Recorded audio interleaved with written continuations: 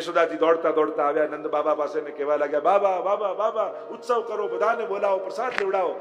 શું થયું? શેનો ઉત્સવ? લાલને પડખું ફેરવ્યું. વૈષ્ણવને તો ઉત્સવ કરવાના બહાના જ જોઈએ. આજે આનો જન્મદિવસ છે તો સત્સંગ રખાવો, હવેલીમાં મનોરથ કરાવો, દર રવિવારે પ્રસાદ લેવડાવો, કોઈને કોઈ ઉત્સવ. અને આ આપણો પ્રકાર જ છે. આપણા સંસારમાં કોઈ પણ સારો દિવસ આવે ને તો સૌથી પહેલા ભગવાનને યાદ કરાય. આપણો ઠાકોરજી રાજી થાય તો આપણા લૌકિક પ્રસંગો પણ સારા જાય. એટલે વૈષ્ણવી પરંપરામાં તો એ પ્રકાર જ છે. લગ્ન પણ આવે તો કે જો ઠાકોરજીનો વિવાહ ખેલનો મનોરથ કરો, જન્મદિવસ આવે તો ઠાકોરના પલના કરો, વૈષ્ણવને પ્રસાદ લેવડાવો. આપણે ત્યાં ઉત્સવ કરવાનો પ્રકાર આ છે. આપણે ત્યાં ઉજવણી આ રીતે થાય. પછી બધાને બોલાવીને સાંસારિક રીતે પણ ઉજવીએ, પણ આપણા દિવસની શરૂઆત સૌથી પહેલા ઠાકોરજીનો મનોરથ કરીને થાય. મનોરથ ન કરી શકો તો વાંધો નહીં, પણ સારો દિવસ હોય તો કમથી કમ ઠાકોરજીને દંડવત કરવા તો જરૂર જજો. જેની કૃપાથી આ સારો દિવસ આવ્યો છે એના આશીર્વાદ લેવા જરૂર જજો. આપણી પ્રણાલિકા છે, આપણી પરંપરા છે, આપણો રિવાજ છે. બાળકોને પણ એ સંસ્કાર આપવા. જો આજે તારો જન્મદિવસ છે, આજે ચાલ આપણે હવેલીમાં જઈને દંડવત કરી, મંદિરમાં જઈને પગે લાગી, કણિકા પ્રસાદ મળે તારા હાટે બધા વૈષ્ણવને વાંટ. આ એક સંસ્કાર એની અંદર આવે. અને આવા સંસ્કારો થવા જોઈએ. બાળકોને વાંટતા શીખવાડો. જન્મદિવસમાં પણ આપણે એને વાપરવાને રૂપિયા આપીએ, પણ બીજા થોડાક રૂપિયા એક્સ્ટ્રા આપીને કેવું કે આનાથી તો કંઈક સોશિયલ વર્ક કર, સત્કર્મ કર, તારા હાથે કર. એને આદત પાડવી, જેથી એને સત્કર્મ કરવાનો આનંદ અનુભવાય કે જો આમાં કેટલી ખુશી છે, કોઈના દુઃખ નિવારવામાં કેટલી ખુશી મળે છે. એના હાથે કરાવો. આ સંસ્કાર પડે. અહીંયા બધાને બોલાવ્યા છે, બ્રજવાસીઓને. બધી જ તૈયારીઓ કરવામાં લાગી ગયા છે યશોદાજી. આજે હવે બધા એટલા બધા વ્યસ્ત હતા કે એક ગાડાની નીચે પલ્લું બાંધી, કપડું બાંધી લાલનને ગાડામાં પધરાવી દીધા નીચે. અને હવે જે જે વસ્તુઓ બનતી જાય એ બધી જ વસ્તુઓ ગાડાની ઉપર મૂકતા જાય. રસો ગાડાની ઉપર અને ભગવાન નીચે. આધ્યાત્મિક અર્થ કર્યો, આ ગાડું બીજું કઈ નથી, સંસાર છે, એ જ શકટ છે. અને ભગવાન આ શકટનું ભંજન કરે છે. અને સંસારમાં રસો ઉપર ને ભગવાન નીચે રાખો તો ભગવાનને ગમે. અને એમાં શકટાસુરે પ્રવેશ કર્યો, ભગવાને ચરણનો પ્રહાર કર્યો અને શકટ તૂટ્યું, ગાડું તૂટ્યું અને બધા રસો ઢોળાઈ ગયા. અને બધા જ બ્રજવાસીઓ ગભરાયા, દોડતા દોડતા આવ્યા અને ભગવાનને હૃદયમાં લગાડી લીધા. મહાપ્રભુજી કહે, અહીંયા આ લીલા કરી ઠાકોરજીએ વ્રજભક્તોની લૌકિક આસક્તિનો નાશ કર્યો છે. કારણ કે પ્રસંગ ભગવાનનો હોય ને ઘણી વાર આપણે ભગવાનને જ ભૂલી જઈએ. અને એટલા માટે સાવધાન રહેવું. પ્રભુના પ્રસંગે ઉલ્લાસ હોય પણ વિલાસ ન હોવો જોઈએ. આનંદ હોય, ઉત્સવ કરીએ, પણ લૌકિકતામાં એવા ગરકાવ ન થઈ જઈએ કે ભગવાન ભૂલી જવાય. હોય પ્રભુનો પ્રસંગ તો એ પ્રધાન હોવા જોઈએ. અને એમાં પણ ઘણીવાર આપણે ત્યાં એવું થાય, સારો પ્રસંગ આવે, લગ્ન આદિ આવે એટલે કે થોડા દિવસ ઠાકોર તમે રાખજો ને, હું પ્રસંગમાં બહુ બિઝી છું. હવે જેની કૃપાથી સારો પ્રસંગ આવ્યો એને જ ઘરેથી કાઢી મુકાય. ઉલટાનો એવો ભાવ રાખો કે ના, સારા પ્રસંગે તો ઠાકોરજી અમારા ઘરે રહે. અમે એમને રોજ પગે લાગીને સત્કર્મ કરીએ, એમને દંડવત કરીને સત્કર્મ કરીએ, જેથી એમના આશીર્વાદ મળે. અને એટલા માટે આશીર્વાદ લઈ અને સત્કર્મો કરવા. લૌકિક આસક્તિનો નાશ કર્યો પરમાત્માએ. આગળ અનેક પ્રકારની લીલાઓનું વર્ણન આવે. એકવાર તૃણાવર્ત આવ્યો, આ વંટોળિયાના આંધીના રૂપમાં આવ્યો. થયું કે ભગવાનને ઉપાડી જાઉં, અને ઉપાડી જાઉં ને કંસને આપું. વંટોળિયાના રૂપમાં, આંધીના રૂપમાં ગોળ ગોળ ગોળ ગોળ ગોળ ગોળ ફરતો. અને વંટોળિયો આવે તો કેવી આંખો બંધ થઈ જાય. આને રજોગુણની આંધી કહી છે. જે ગીતાજીમાં પૂછ્યું છે અર્જુને કે દરેક માણસને ખબર છે કે આ પાપ છે, છતાંય પાપ કેમ કરે છે? કોને ખબર નથી હોતી કે આ ખોટું અને આ સાચું? દરેકને ખબર હોય છે, છતાંય ખોટું કેમ થાય? તો ભગવાને કહ્યું, કામ એશ ક્રોધ એશ રજોગુણ સમુદ્ભવ મહાશનો મહાપાપમાં વિધ્યેન મિહવૈરિણમ. આ રજોગુણને કારણે માણસ પાપમાં પ્રેરાય છે. જ્યારે જીવનમાં રજોગુણ વધી જાય ત્યારે માણસ સ્વાર્થી બની જાય, પાપ કરતો થઈ જાય. આ રજોગુણની આંધી રૂપે તૃણાવર્ત આવ્યો અને એ યશોદાજીના ખોળામાં રહેલા ઠાકોરજીએ પોતાનું એટલું ભાર વધારી લીધું કે યશોદાજી ઉચકી ન શકે. લાલનને નીચે પધરાવી દીધા. અને નીચે પધરાવ્યા એટલે તૃણાવર્તને થયું કે હવે મોકો છે, ઉપાડી જાઓ. અને જ્યાં ઉપાડવા ગયો ભગવાને એક થપાટ મારી, તૃણાવર્તનો ઉદ્ધાર થયો. અને આમ કહ્યું કે જે વિતૃષ્ણા સંપાદિત કરી ભગવાને વ્રજવાસીઓની, રજોગુણથી મુક્ત કર્યા એમનું ચિત્ત સાત્વિક ભગવાને બનાવ્યું. આ અસુરો છે ને જેટલા એને કોઈ વ્યક્તિ ના માનતા. આ વ્યક્તિઓ નથી, આ માણસની અંદર રહેલી જુદી જુદી વૃત્તિઓ છે. અને આ દુર્વૃત્તિઓને ભગવાન દૂર કરી અને રાસ માટે વ્રજભક્તોને તૈયાર કરે છે. કારણ કે જ્યાં સુધી આ વૃત્તિઓ જીવનમાં છે ને ત્યાં સુધી ભગવાન મારા છે અને હું ભગવાનનો છું આ અહેસાસ જીવનમાં નહીં થાય. અનેક લોજિકો મનને આપી દે માણસ. ભગવાન પાસે નહીં જવાના મન કેટલા લોજિકો આપે છે. મેં પહેલા જ દિવસે કહ્યું હતું ને, હવે માણસને બીજું કોઈ નથી છેતરતું, હવે માણસને એની જ બુદ્ધિ છેતરે છે. અને એવા લોજિકો આપે છે અને એ લોજિકોમાં ફસાઈ માણસ ભગવાનથી દૂર થઈ જાય છે. આગળ એકવાર ભગવાને બગાસું ખાધું અને એ જંબણ લીલા ભગવાને કરી. આગળ નામકરણ લીલાનું વર્ણન આવ્યું. વસુદેવજીએ ગર્ગજીને કહ્યું કે જાઓ, વ્રજમાં જાઓ અને મારા બાળકોના નામકરણ કરો. ગર્ગજી કહેવા લાગ્યા, અરે હું વ્રજમાં જાઉં અને ત્યાં બાળકોના નામ કરું ને કંસ રાજાને ખબર પડે તો નારાજ થાય. કોઈને ખબર ન પડે એટલે એ રીતે જાઓ અને નંદ બાબાને બધી વાત કરજો. આવ્યા છે ગર્ગજી અને વ્રજમાં પ્રવેશ કરે. ગર્ગજી વર્ણન કરતા સુખદેવજી લખે, ગર્ગ પુરોહિતો રાજન યદુ નામ સુમહાતપા વ્રજમ જગામનંદસ્ય વસુદેવ પ્રચોદિત. વસુદેવજીએ કહ્યું અને ગર્ગજી આવ્યા છે વ્રજમાં નામકરણ કરવામાં. જો આપણે ત્યાં 16 પ્રકારના સંસ્કાર કયા છે. છેક જન્મથી લઈને મૃત્યુ સુધી વિવિધ પ્રકારના સંસ્કારો અને વિધિઓ કરવામાં આવે છે. બને તો દરેક હિન્દુએ આ પ્રકારના સંસ્કારો નિભાવવા કરવા.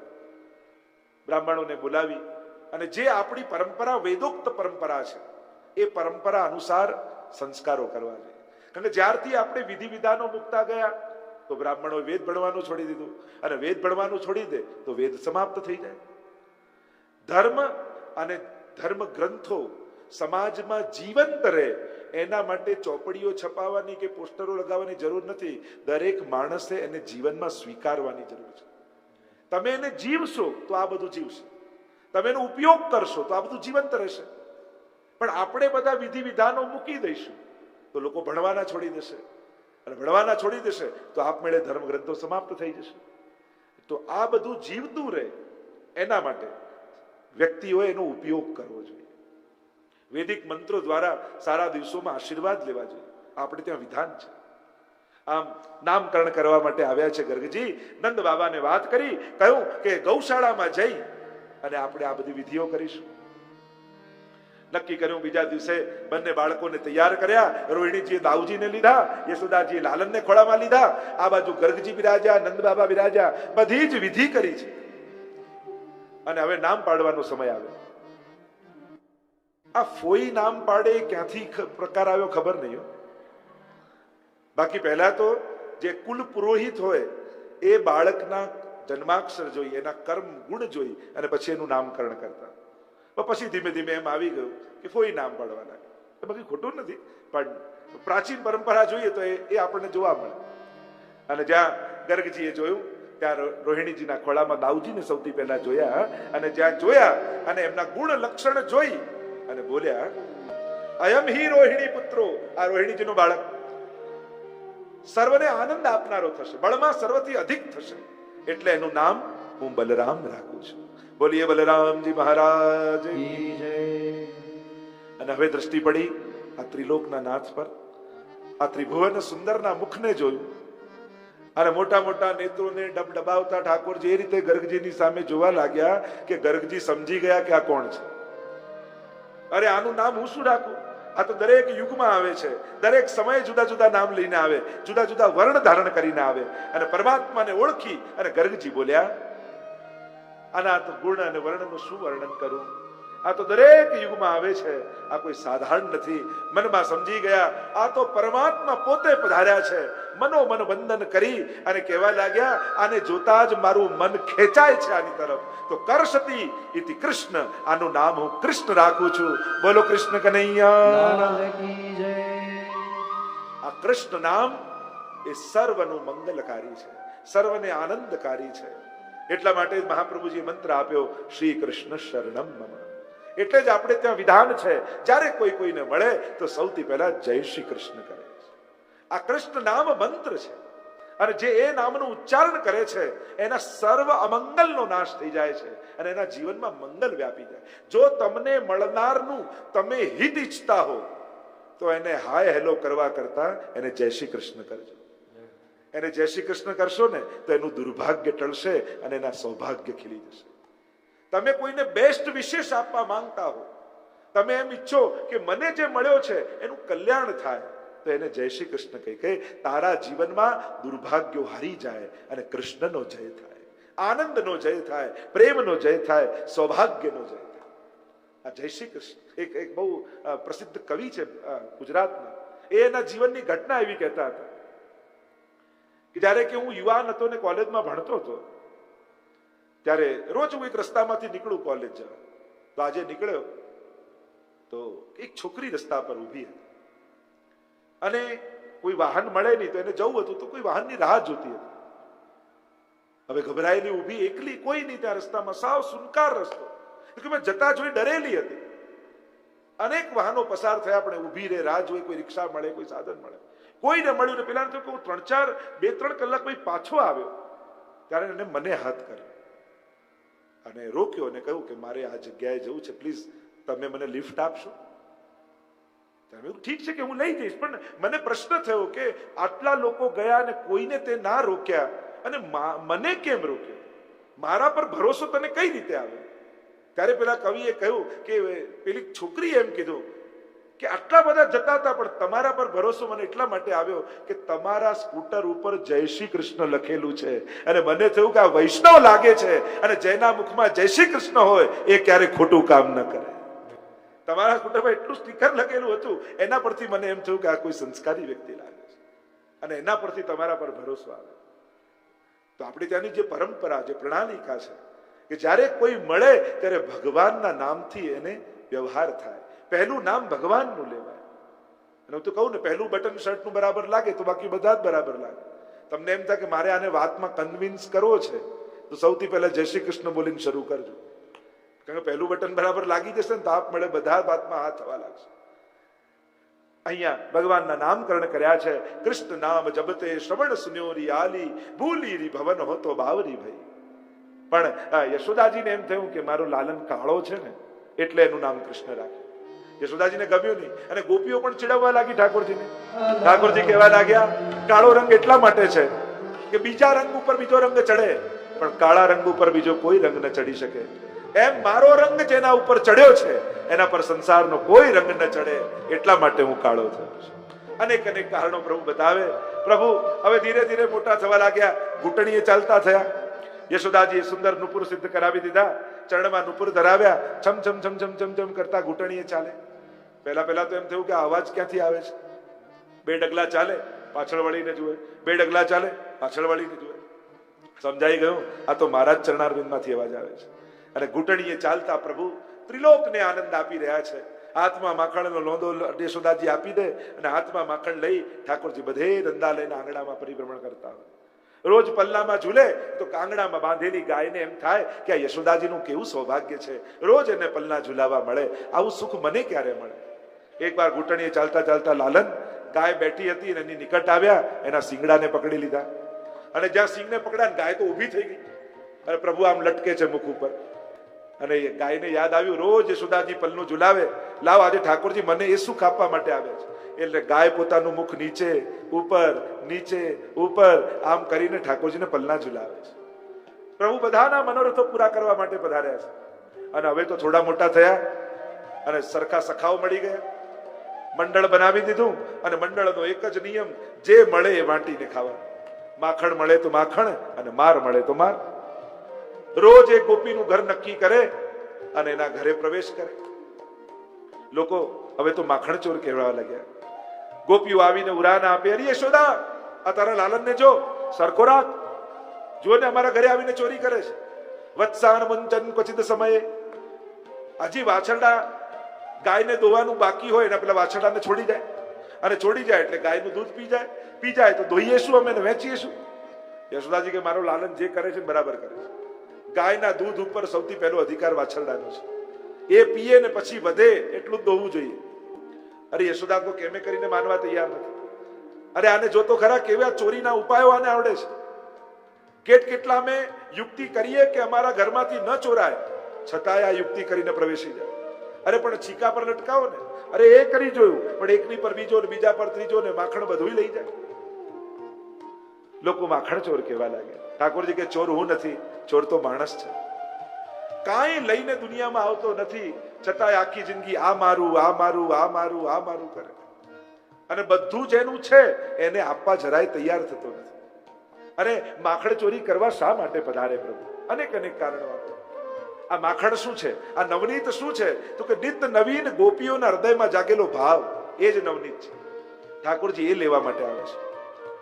ગોપીઓ જ્યારે માખણ વલોવતી હોય, દહીં દૂધ વલોવતી હોય, માખણ કાઢતી હોય, ત્યારે મનમાં ભાવ કરે કે પ્રભુ અમે તો અસમર્થ છીએ, અમે તો સાધારણ છીએ.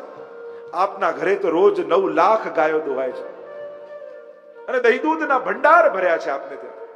તો અમારું આ નાનકડું થોડુંક માખણ આપના સુધી કેમ પહોંચાડીએ? કોણ નંદાલયમાં અમને આ લઈ જવા દેશે? કોણ અમને આપને આરોગાવા દેશે? અમે તો સાવ અસમર્થ છીએ. ઠાકોરજી કે તમે મારે ત્યાં ન આવી શકો, હું તો તમારા ઘરે આવી શકું. અનેક સાધારણ ગોપીઓના મનોરથોને પૂરા કરવા ઠાકોરજી કહે કે ભલે ને ગામવાળા મને ચોર કહે, પણ ચોર કહેવડાઈને પણ હું તમારા ઘરે આવી તમારો મનોરથ પૂરો કરીશ. આ તો ભક્તોના મનોરથો પૂરા કરવાની લીલા છે. દુગ્ધાદિ ચૌર્યેણ યશો વિશાળ. દુગ્ધાદિ ચોરી કરી અને ભગવાન પોતાના યશનો વિસ્તાર કરે છે. હવે ચોરી કરવાથી યશ વધે કે ઘટે? અપયશ થાય, યશ વધે નહીં. ભગવાનમાં ઊંધું છે. ચોરી કરે અને ભક્તોમાં ભગવાનનો યશ વધે. કેમ?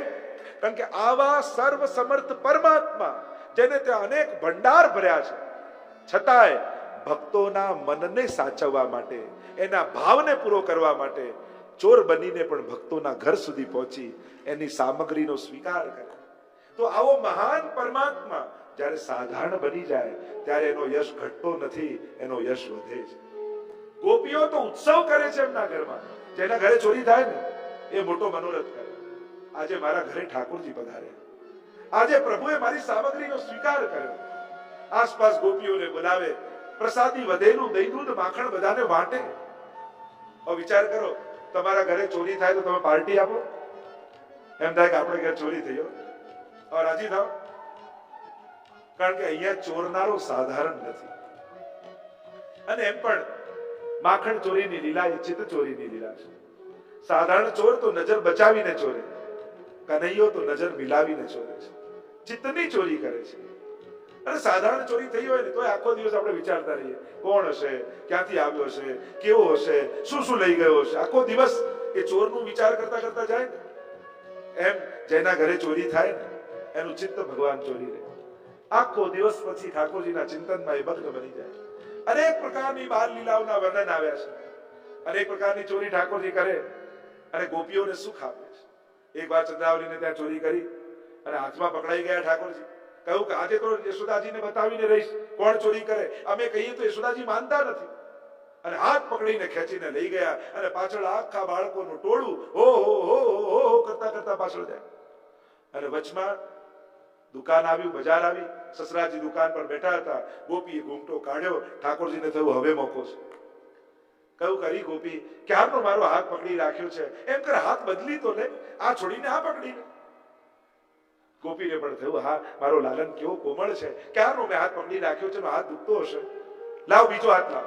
અને જ્યાં હાથ છોડ્યો પાછળ એનો દીકરો આવતો તો એનો હાથ પકડાવી દીધો. મોઢામાં મિશ્રી ભરી દીધી. પેલો બોલે નહીં, પેલી સાંભળે નહીં અને હાથ પકડીને લઈ ગઈ. જો યશોદા, ચોરને પકડીને લાવીશું, તું માનતી નથી, આજે તારી આંખે જો કોણ ચોરી કરે છે. અને ઠાકોરજી તો છાના માના નંદાલયમાં કૂદકો મારીને સૈયા મંદિરમાં જઈને પડી ગયા. યશોદાજી બહાર આવીને જુએ તો એને પોતાના દીકરાનો જ હાથ પકડ્યો છે. જો યશોદા, ચોરને જો. પેલી કે હું નહીં, તું જો. અને જ્યાં પેલી ગોપીએ જો તો એના દીકરાનો હાથ. અરે મારા લાલનને ખોટું ખોટું નામ ચડાવે છે, એને બદનામ કરે છે. અને બદનામ કરશો તો આને કોઈ છોકરી નહીં આપે, આનું નામ ભગવો નહીં. મારો લાલન તો એ સૈયા મંદિરમાં સૂતો છે. અરે લાલન બહાર આવ. અરે ઠાકોરજી આંખ મસલતા મસલતા બહાર આવ્યા. અરે મૈયા સુવા તો દે, આખો દિવસ ગાયોને ચરાવીને થાકી જાઉં છું, બે ઘડી સુવાય નથી દેતું. અને પેલી ગોપી તો ચકિત થઈને જોયે કે હમણાં હાથમાં હતો અને આ ઘરેથી ક્યાંથી નીકળ્યો. અનેક પ્રકારના લીલાઓના વર્ણન છે. એકવાર સખીનું રૂપ ધારણ કરીને કોઈ ગોપીને ત્યાં ગયા. ચંદ્રાવલીને જ્યાં દરવાજો ખટખટાવ્યો, ઘૂંટો લાંબો તાણી અને સાડી પહેરી ઠાકોરજી ગયા અને ચંદ્રાવલીને જ્યારે દ્વાર ખોલ્યું અને ચંદ્રાવલી પૂછ્યું, કોણ છે તું? અરે મને ના ઓળખી, હું તમારી નાની બેન ભદ્રાવલી છું. પેલીને થયું કે હું તો પરણીને આવી, મારે તો કોઈ બેન નહોતી, કે તું પરણીને ગઈ પછી મારો જન્મ થયો છે. અને પેલીને થયું મારી નાની બેન પહેલી વાર ઘરે આવી, આવ બેન, આવ બેન, પ્રભુને ખબર છે કે હમણાં ઘરથી બહાર જળ ભરવા જશે. અને ચંદ્રાવલીએ કહ્યું, આવ બેન. અને જોયું નીચેથી ઉપર આખું શરીર ઢંકાયેલું, હાથ બહાર હતા ને પણ કાળા કાળા. ચંદ્રાવલી કે અમારા ઘરમાં તો બધાય ગોરા છે, તું ક્યાંથી કાળી કાળી થઈ? ઠાકોરજી કહેવા લાગ્યા, મારો વાંક મૈયાનો છે. જો ને તમે બધા જન્મ લેવાના હતા ત્યારે તો માખણ મિશ્રી ખાધા અને મારા જન્મના ટાઈમે જાંબુની સીઝન ચાલતી હતી, હું કાળી કાળી થઈ. પેલી ભોળી ચંદ્રાવલી ઠીક છે ઘરમાં આવ અને માટલું માથે લીધું ને કહેવા લાગી, અરે તું થોડું ઘર ચોખ્ખું કરી દઈશ, હું જલ ભરીને આવું. ઠાકોરજી કે તું જાતો ખરી, આખું ઘર ચોખ્ખું કર નાખ. અને જ્યાં નીકળી અને કુવાની પાર પણ બધી સખીઓ ભેગી થઈ વાતો કરવા લાગી. અરે ચંદ્રાવલી કે આજે તો મારી નાની બેન મારા ઘરમાં આવી. તારી નાની બેન? અમે તો ક્યારે સાંભળ્યું નહીં કે ના હું પરણીને આવી પછી એનો જન્મ થયો. પણ આશ્ચર્ય વાતનું, અમારા ઘરમાં બધા ગોરા પણ એ કાળી કાળી. પેલા કે ક્યાંક પેલો કાળો કનૈયો ના હોય. અને યાદ આવ્યું, માટલી ફેંકીને દોડી અને જ્યાં ઘરને જઈને જુએ તો દહીં દૂધ વિખેરેલા છે, વાંદરાઓ ખાઈ રહ્યા છે અને પ્રભુ તો માખણ લઈને ક્યાંય ભાગી ગયા છે. અનેક પ્રકારની લીલાઓના વર્ણન છે. દરેક ગોપી ગિરિરાજજીની માનતા રાખે. એ ગિરિરાજ બાબા પ્રભુને કહેજો કે કૃપા કરીને આજે મારા ઘરે પધારે. જેના ઘરે પધારે એના ઘરે મોટો ઉત્સવ કરે છે. એક ગોપી નવી પરણીને આવી. પ્રભુને ખબર પડી કે આને વખાણ બહુ ગમે છે, આને જેટલું ફૂલાવું ને એટલી ફૂલે. અને પ્રભુ બધાની કમજોરી જાણી જાય એટલે પછી એમને હથિયાર મળી ગયું. ઘરમાં આવ્યા, દરવાજો ખટખટાવ્યો. ઠાકોર પેલી કહ્યું, કોણ છો? અરે હું કૃષ્ણ. શેના માટે આવ્યા છો? કે તમારા ઘરે થોડું માખણ છે. શેના માટે જોઈએ છે? આ તો કાલે હું અહીંયા સાંજેથી નીકળ્યો અને મેં જોયું એક બાજુ બ્રહ્માજી ઉભા છે અને એક બાજુ ઇન્દ્ર ઉભા છે. અને જોયું તો કોઈ માટલી લઈને ખેંચાતાણી કરતા. અને મેં જોઈને હું ઓળખી ગયો કે આ માટલી તારા ઘરની છે. અને બંને લડતા લડતા એક જ વાત કરે. બ્રહ્માજી કહે કે આવું તો વિશ્વમાં કોઈ માખણ બનાવતું નથી, એવું મીઠું માખણ આનું. અને ઇન્દ્ર કહે કે આવું માખણ તો અમારા સ્વર્ગમાં નથી. અમૃત ઘણી વાર પીધું પણ જ્યારથી આનું માખણ ચાખ્યું છે ને અમને તો અમૃત ફીકું લાગે છે. અને પેલી ફૂલાતી જાય, ફૂલાતી. અચ્છા લાલન આવું વાત કરતા હતા કે હા. એટલામાં બીજા બધા વિમાનો ઉતર્યા અને બધા દેવતાઓ આવ્યા. બ્રહ્માજીના પક્ષમાં અડધા જતા રહ્યા, અડધા ઇન્દ્રના પક્ષમાં જતા રહ્યા. અને બધા કહે કે આપણે પાછું સમુદ્ર મંથન કરીએ. અને હવે સમુદ્ર મંથનમાંથી અમૃત ક્યાં નીકળવાનું? હવે બીજો કોઈ રસ્તો નથી. કાલે આપણે બધા જ આ ઘર ઉપર ચઢાઈ કરીએ અને જેટલું માખણ નીકળે બધું સ્વર્ગમાં લઈ જાય. આ તો સારું થયું હું ટાઈમે પહોંચી ગયો. ઠાકોરજી કહે મેં બધા દેવતાઓને સમજાવ્યા, આવા યુદ્ધ કરશો નહીં, ચઢાઈ કરશો નહીં. હું પોતે પેલી ગોપીના ઘરે જઈશ અને બધી વાત કહીશ અને તમારા બંને માટે એક એક માટલી આખી ભરીને માખણ લઈને આવીશ. અને પેલી ફૂલાય ફૂલાય ફૂલાય. અચ્છા બ્રહ્માજી ને ઇન્દ્ર મારા માખણ માટે તરસે છે. ઠીક છે લાલન, બે નહીં 4 માટલી લઈ જા અને દેવતાઓને કહેજે ઝઘડતા નહીં. હું તમારા ઘરે જ્યારે કહેશો ત્યારે માટલી પહોંચાડી દઈશ. ઠાકોરજી કે જ્યારે તારે પહોંચાડવું હોય મને બોલાવી લેજે, હું પહોંચાડી આવીશ અને બધાને સરખી રીતે વાટી દઈશ. અને 4 માટલી લઈને ગયા અને ભગવાનના દેવતા કોણ? આ વાંદરા અને સખાઓ બધા બેઠા હતા અને માખણ લઈ લઈને મોઢા પર ચિતરે અને બીજાને ઉછાળે વાટ.